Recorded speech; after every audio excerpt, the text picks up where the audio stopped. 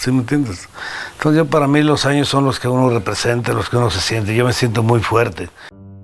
Eran íconos, pero no todos eran leyendas.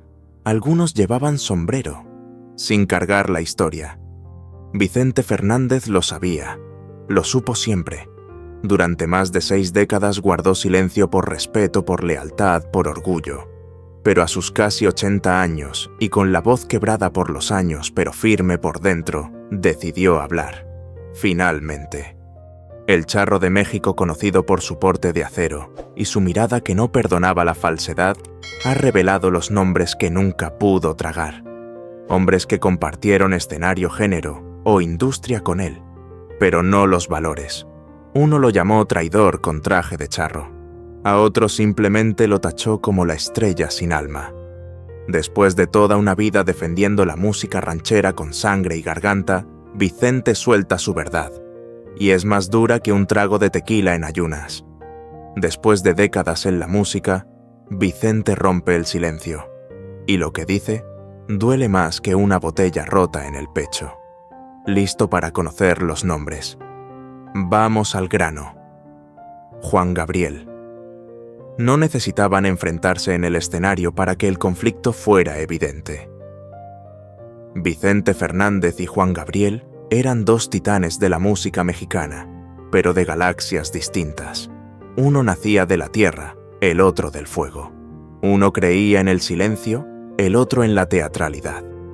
Y aunque jamás se declararon la guerra entre ellos, existía una grieta imposible de cerrar. La tensión se tejió lentamente entre entrevistas cuidadosas y gestos apenas visibles, pero estalló silenciosamente en 1998, cuando Vicente rechazó públicamente grabar un dueto con el Divo de Juárez. En una rueda de prensa en Guadalajara, dijo con voz firme y mirada clavada: «Yo no canto con payasos, canto con charros». Nadie lo mencionó por nombre, pero México entero entendió. Juan Gabriel representaba para Vicente una traición sutil a los valores de la música ranchera.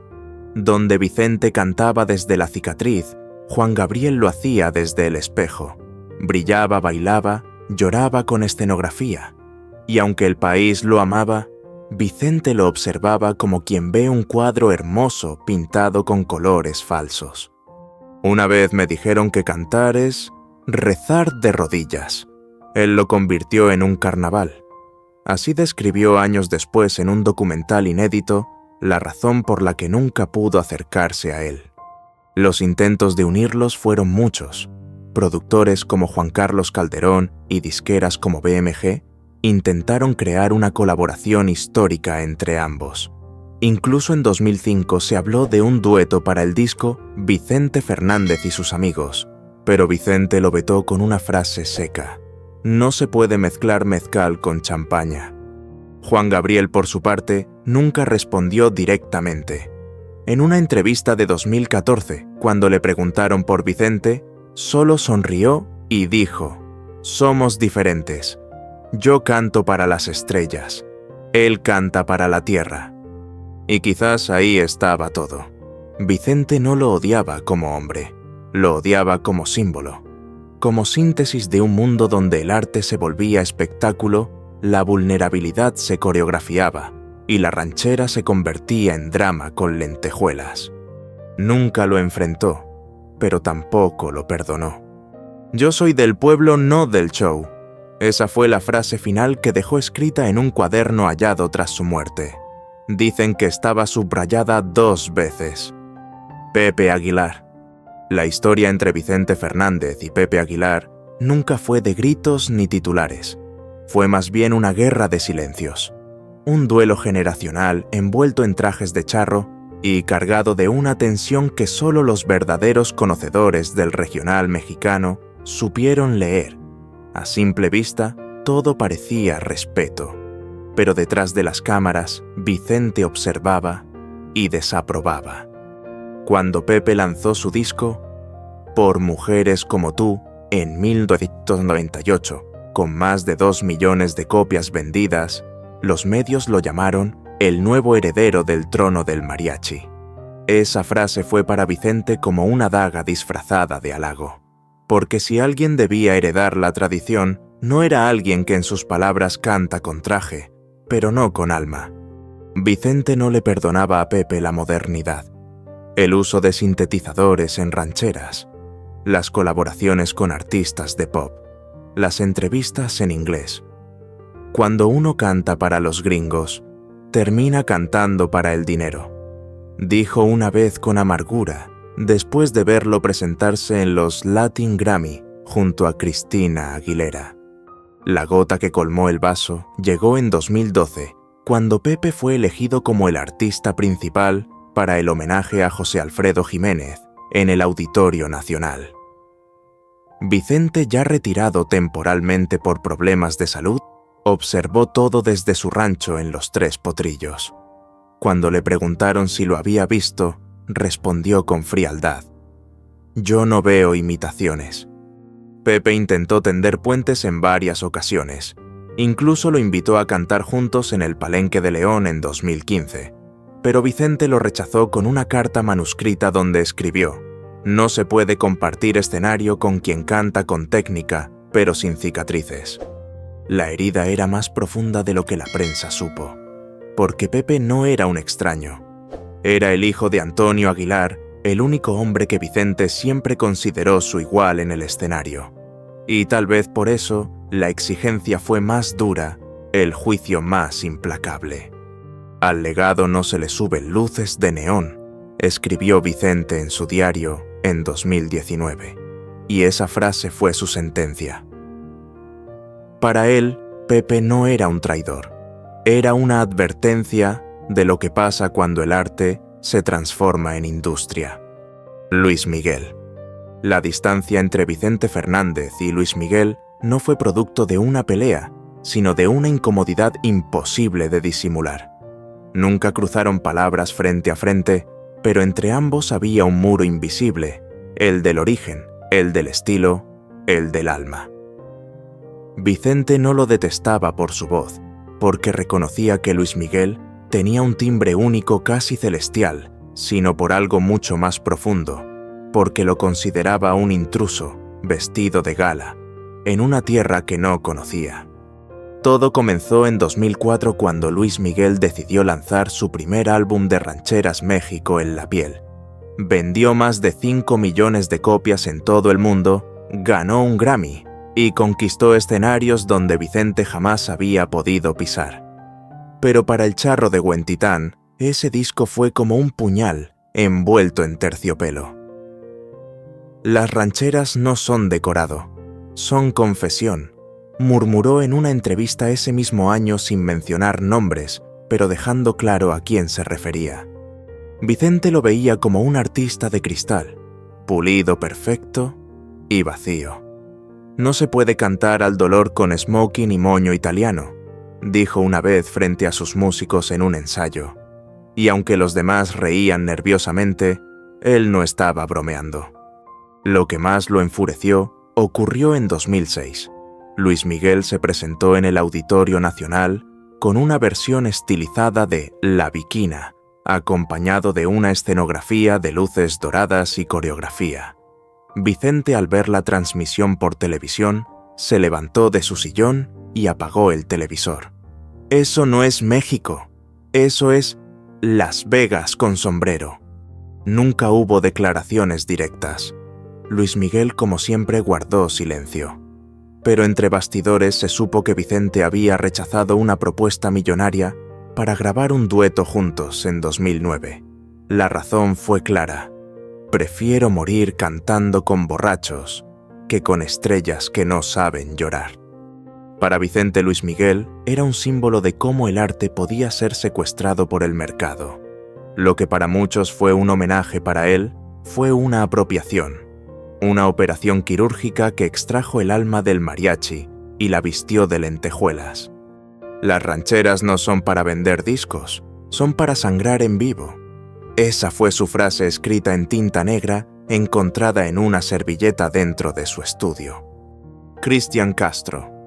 A finales de los años 90, un joven de cabello rubio oxigenado sorprendía al mundo con una voz que, según algunos críticos, tenía la potencia de un Fernández y la sensibilidad de un José José. Su nombre, Cristian Castro, hijo de la icónica Verónica Castro y bendecido por la televisión mexicana, entró a la música con el viento de la fama soplando a favor. Pero en 1997, cuando lanzó el disco El Indomable, un álbum completo de rancheras producido por Vicente Fernández Jr., algo se quebró entre bastidores. Vicente, quien al principio observaba el proyecto con cautela, terminó rechazándolo en silencio. En una entrevista radial ese mismo año, lanzó una frase que cayó como cuchillo. Las rancheras no son para jugar al charro, son para llorarlas. Aunque nunca mencionó el nombre de Cristian, los medios entendieron el mensaje. Cristian interpretaba: si tú me dejaras y te sigo amando con técnica perfecta, pero con una estética que para Vicente rozaba lo absurdo, videos grabados en Las Vegas, sombreros impecables, chaquetas ajustadas al cuerpo, como si fueran disfraces de gala. Parece que va a cantar mariachi en un desfile de modas, dijo Vicente a su círculo cercano después de ver la presentación en Siempre en Domingo.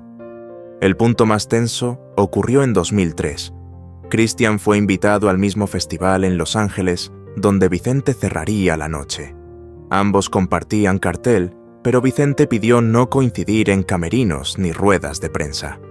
«No quiero que me comparen con quien aprendió a cantar rancheras por contrato», dijo. Cristian, por su parte, nunca entendió del todo el desprecio.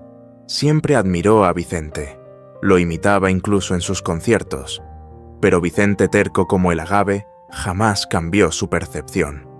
Para él, Cristian representaba la comercialización de la raíz, el mariachi sin campo, el dolor sin verdad, el grito sin historia.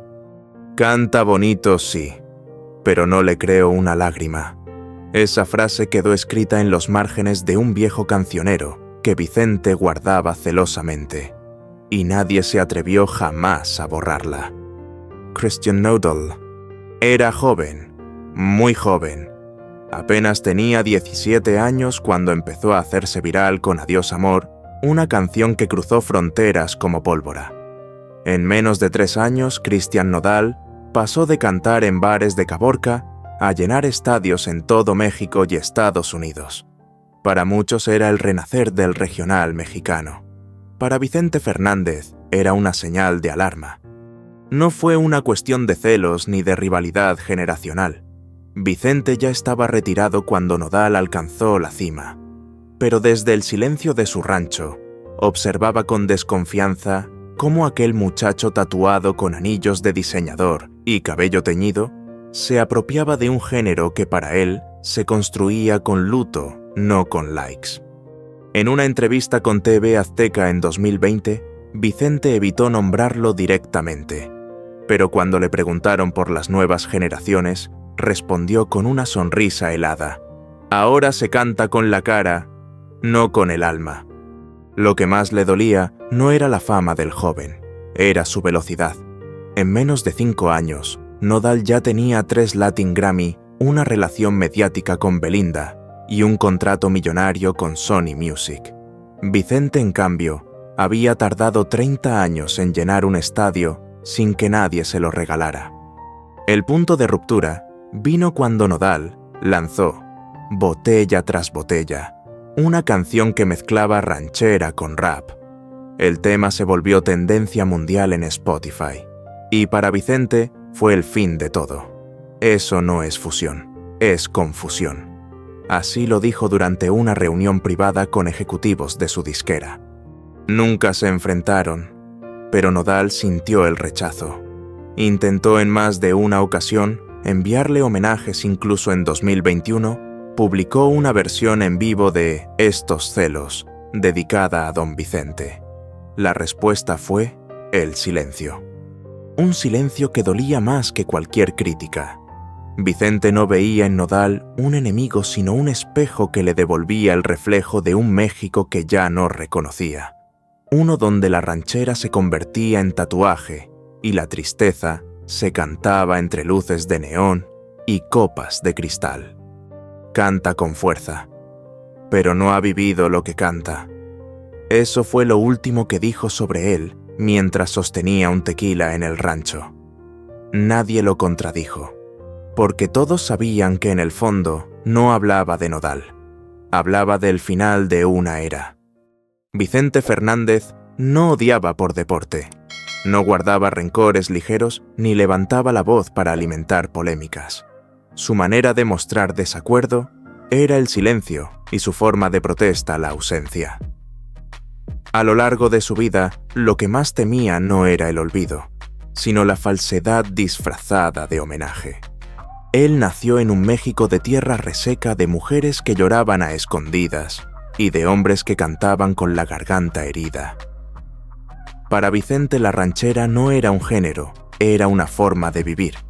Por eso cada vez que alguien la convertía en espectáculo, en estrategia de marketing, en producto de consumo rápido, él sentía que algo sagrado se rompía.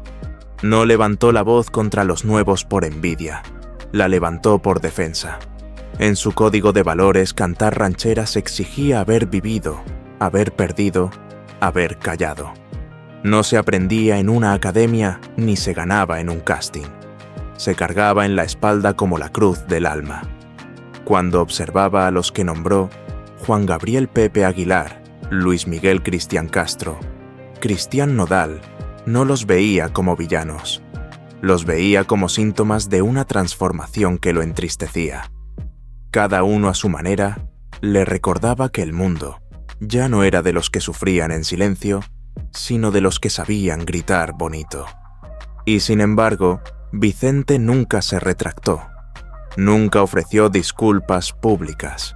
Nunca concedió entrevistas dulces para limpiar lo dicho, porque su lucha no era contra ellos, era por algo más grande, por la memoria del mariachi, por la dignidad de un sombrero bien puesto, por la guitarra afinada con lágrimas.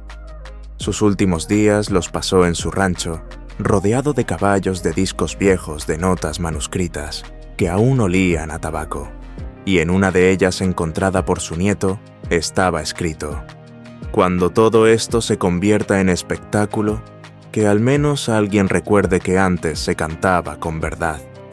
Hoy, al mirar atrás, muchos se preguntan si Vicente fue terco o visionario, si estaba aferrado a un pasado que ya no existe, o si fue el último en defender una verdad que los demás abandonaron por comodidad. Tal vez no fue perfecto, tal vez no fue amable, pero fue verdadero. Y en estos tiempos, eso ya es una forma de inmortalidad.